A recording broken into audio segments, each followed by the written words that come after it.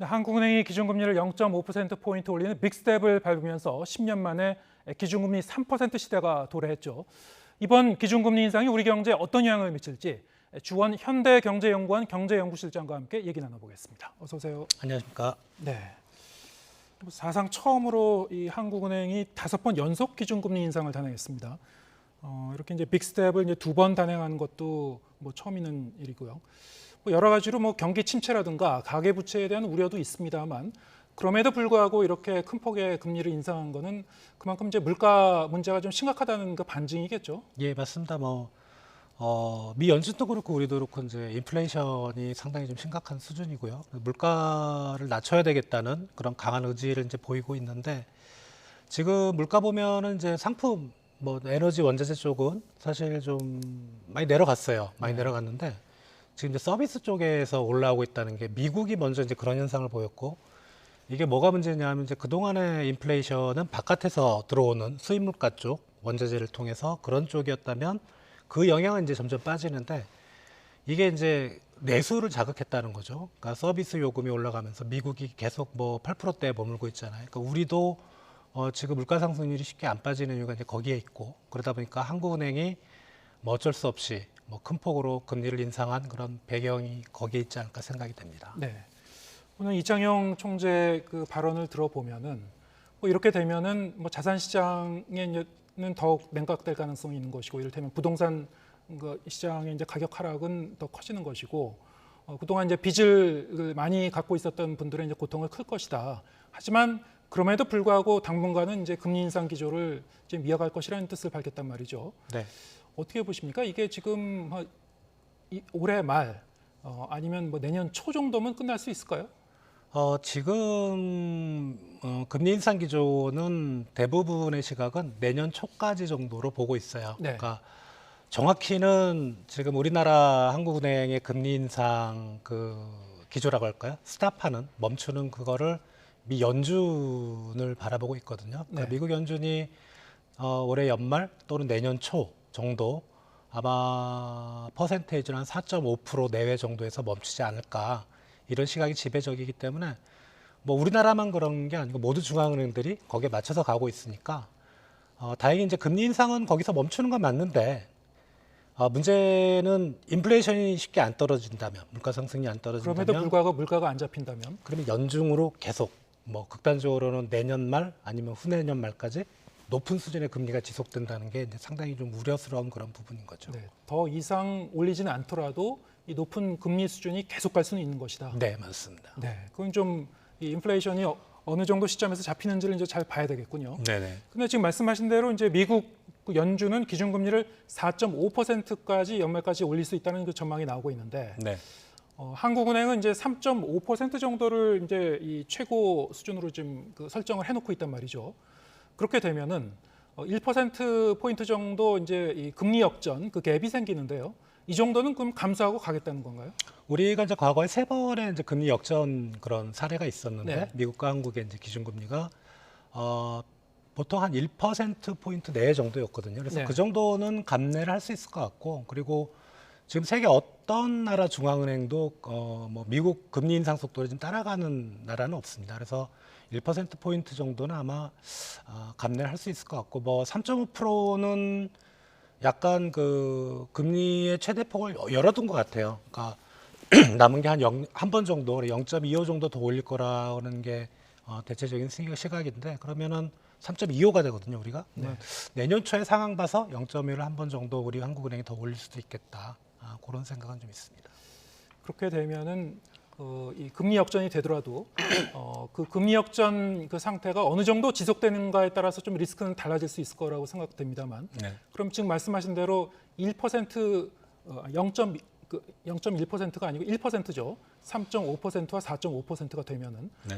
그 정도의 이 금리 격차로 이 기준금리 그 역전 현상이 벌어진 게 과거에 어떤 때가 있었습니까? 과거에 이제 외환위기 때 한번 이제 그런 적이 있었고요. 1.5% 포인트 정도 격차가 벌어졌습니다. 외환위기 때요? 예, 그러니까 그때는 뭐 우리 기억들 하실지 모르겠지만 IMF가 우리나라한테 구제금융을 하면서 금리를 올려라. 그래서 이제 뭐 한계 기업이나 이런 거 정리해라.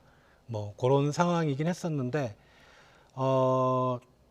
그리고 이제 금융위기 직전에 한 최대 격차가 1%포인트 벌어진 그런 사례가 있었고요. 그리고 아마 2018년 그 부근으로 해서 금리 격차가 좀 벌어졌던 그때는 평균 최고치가 한 0.875 정도 됐었거든요. 네. 그래서 그런 게 있었는데 아주 길진 않았습니다. 보통 한 예. 수개월에서 뭐 1년은 안 넘었던 걸로 제 기억을 하는데요. 근데 만약에 이제 1년을 넘게 된다면 뭐 우리가 체감하겠지만 뭐 가계부채 많으신 분들은 그만큼 이자를 더 내야 되는 거잖아요. 예. 상당히 좀 어려울 거고 또 기업들도 마찬가지일 거고 그리고 고금리가 가장 큰 문제가 뭐냐면 기업들이 이제 자금을 조달을 못해요 시장에서 워낙 금리가 높고 뭐 금리가 높으면 당연히 주식시장도 빠지게 되고 그러면 자본 시장에서조차도 자금 조달하지 못해서 투자가 다 취소가 된다는 거죠. 네. 그게 사실은 이제 실물 경제의 가장 큰 위험 요인입니다. 이렇게 금리 인상이 뭐 지속적으로 계속이 됐고 주택담보대출 금리가 이제 8% 시대가 뭐 현실화될 거라는 그 전망도 나오고 있어요. 어떻습니까? 이렇게 이 금리가 한 0.5% 포인트 정도 오를 경우에 가구당 이자 부담은 어떻게 해야 되나요? 지금 이제 한국은행에서 이제 분석을 하게 되면은 가구당 한 50만 원이라 그러거든요. 0.5당. 근데 네. 좀 작아 보이네요. 네. 그냥 평균했기 때문에 네, 작아 그렇습니다. 보이는 거죠. 그리고 네. 뭐 대출 금액에 따라 또 틀려지겠죠. 그러니까 예. 평균은 50만 원인데 사실 이제 이게 이제 어려운 취약차주, 그러니까 어떻게 보면 소득도 없고 좀 가계 자산도 없는 그런 취약차주인 경우는 상당히 부담이 높아질 것 같고요. 네. 그러니까 절대 금액보다는 자기가 벌어들이는 소득 대비 과연 이자 부담이 얼마나 늘어나느냐. 그래서 지금 어려운 부분은 이제 좀 저소득층 위주의 취약차주들이 상당히 어려울 것 같고. 이제 고금리가 뭐 짧게 끝난다면, 고금리 기간이 짧게 끝난다면 이게 뭐 큰 문제는 안 되겠는데 지금 가계부채 전체적으로 한 뭐 1,800조, 1,900조 정도 되잖아요. 예. 그분들이 전부 이제 금리를 이자 부담을 이렇게 들어가게 되면 뭐 부실되는 정도가 점점 확산되고 중요한 거는 이자를 내야 되니까 자기 소득에서 그만큼 소비를 줄이게 되는 거죠. 예, 그런 부분이 실물 경제엔 상당히 좀 우려가 되는 부분입니다. 그렇게 되면 이제 거시 경제도 충격파가 올 수가 있는 부분인데 가계부채의 리스크가 우리 경제가 좀 커서요. 지금 말씀하신 대로 뭐 이 금융부채 이제 고위험 가구가 꽤 있습니다. 지금 뭐 통계를 보면 한 38만 가구 정도 된다는 집계도 나오고 네. 그분들 중에는 또 최근 한 몇 년 동안 이른바 영끌 그래서 좀 무리하게 대출을 받아서 이제 집을 좀 사신 분들도 있고 예. 이렇게 되면 이제 자산 시장이 냉각되게 되면 이제 바로 부담이 커지게 되고요.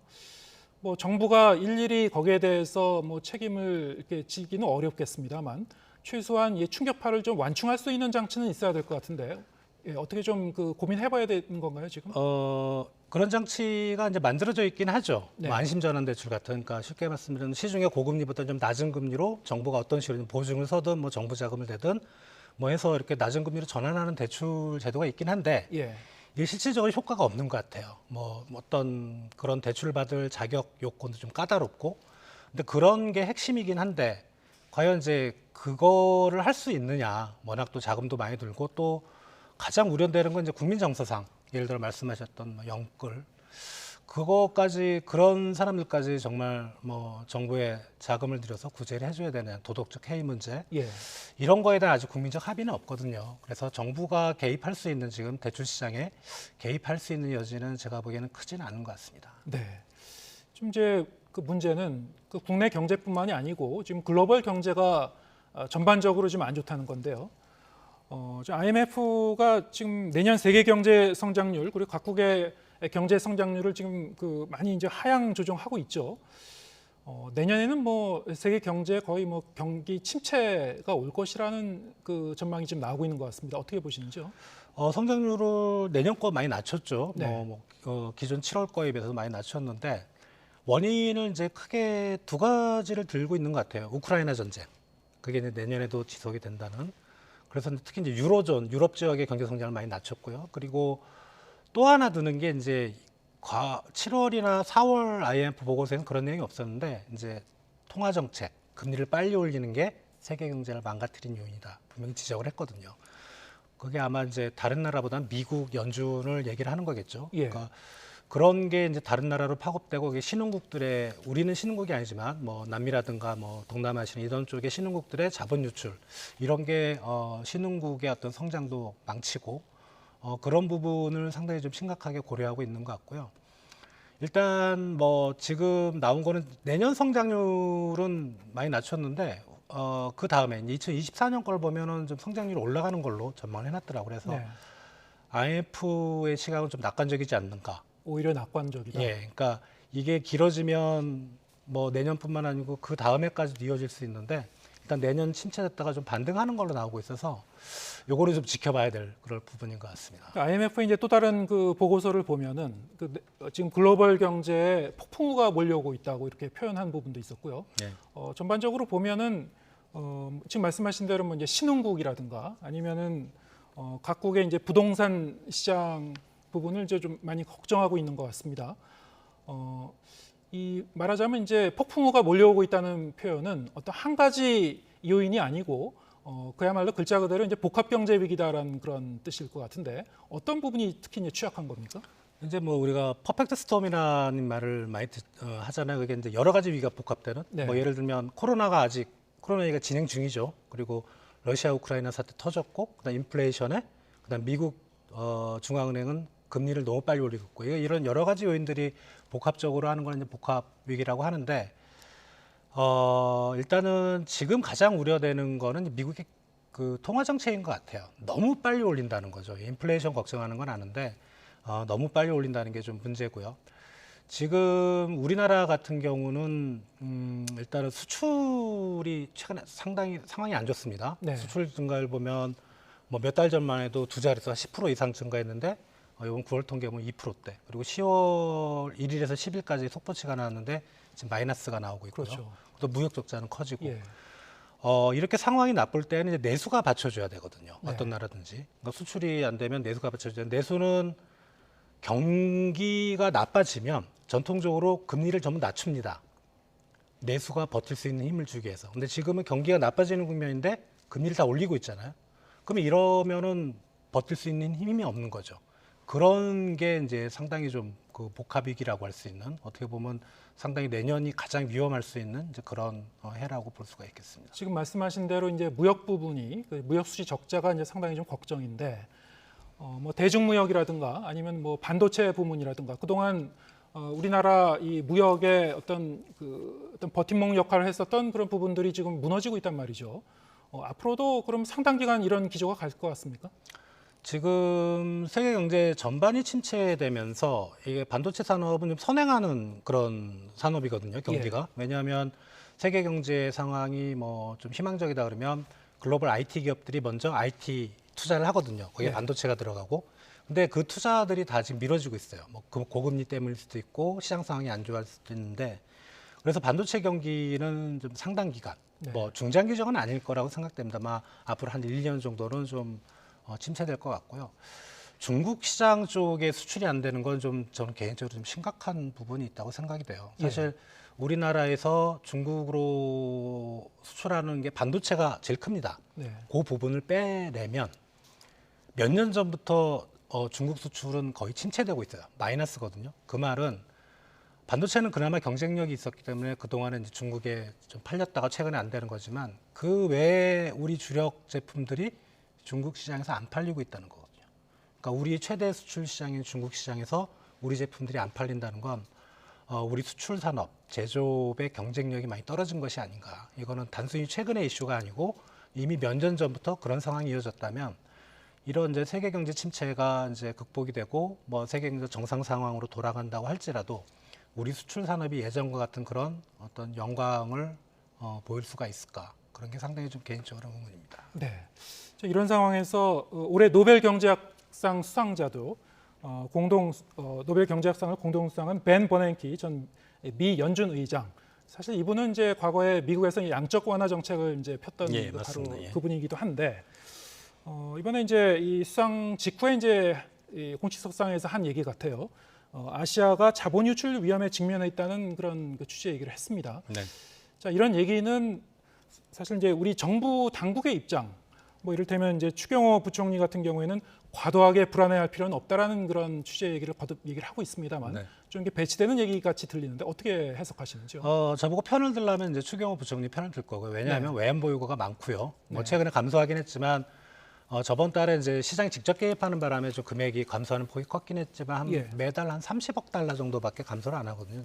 4천억 달러 넘게 있는 거고 그리고 그분이 얘기한 신흥국은 우리나라는 아니고 네. 일단 이미 남아시아 국가들 뭐 스리랑카나 뭐 이런 나라들은 이미 들어가 있고요. 네. 그런 작은 나라들의 위기가 아시아 전체를 흔들 것 같지는 않고 다만 지금 이제 중국의 위안화나 일본의 엔화가 가치가 많이 떨어지고 있습니다. 그러니까 이 부분들이 이 통화들이 이제 아시아 경제에 차지하는 비중이 상당히 높거든요.